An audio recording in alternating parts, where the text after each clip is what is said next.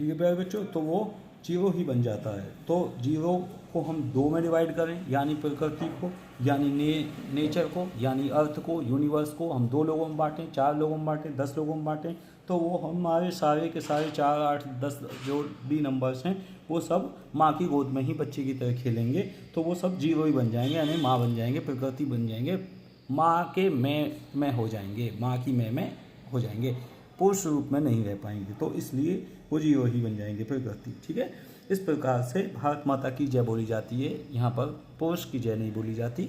तो जितने भी पुरुष हैं यहाँ पे वो सब भारत माता के पुत्र के ही रूप में हैं, और भगवान जो हैं वो पिता के परम ब्रह्म के रूप में हैं, रामकृष्ण, वो आप यहाँ पे रूप देख चुके हैं। आइए प्यारे बच्चों, 0 नेचर प्रकृति दुर्गा वैष्णो देवी काली को रिप्रेजेंट करती है। जो नेचर है वो 0 यूनिवर्स को भी रिप्रेजेंट करती है और अर्थ को भी रिप्रेजेंट करती है। ठीक है, अर्थ भी 0 है, और ये 0 ही बोलने को दिया गया था नंबर, किसके द्वारा? स्वामी विवेकानंद जी को भी दिया गया था शिकागो में, अमेरिका के द्वारा, और भगवान तक जोड़ दिया था काली माता के।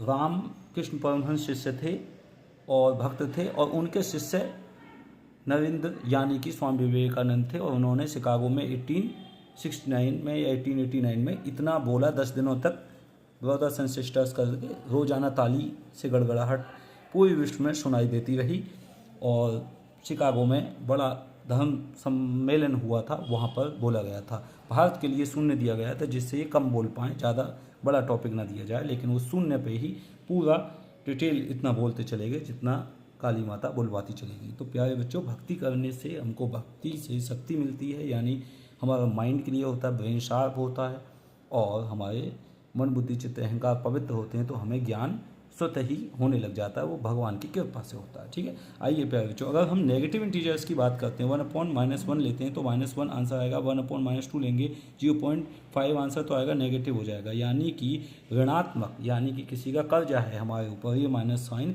इस बात को शो करता है। तो प्यारे बच्चों, आई होप आप लोगों को यहाँ तक अंडरस्टैंड हुआ होगा। अब हमारा इक्विवेलेंट रेशनल नंबर क्या है, इसको हम समझेंगे। फिर simplest form of rational number, representation of rational number on real line, फिर इसके बाद हम आगे के कुछ क्वेश्चंस करेंगे, और इसके बाद हम अपने एक्सरसाइज की ओर बढ़ेंगे। ठीक है, वीडियो कैसी लग रही है आप लोग कमेंट करके जरूर बताओ। सीताराम।